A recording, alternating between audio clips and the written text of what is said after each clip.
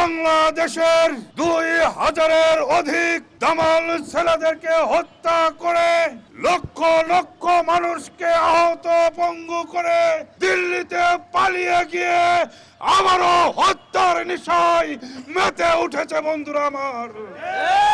সংগ্রামী সাথী ও বন্ধুগণ, ভারতকে বলে দিতে চাই, খুনি হাসিনাকে আশ্রয় দিয়ে, খুনি হাসিনাকে পেলে পুষে আপনারা বাংলাদেশের চিরশত্রু হিসেবে নিজেদেরকে চিহ্নিত করেছেন।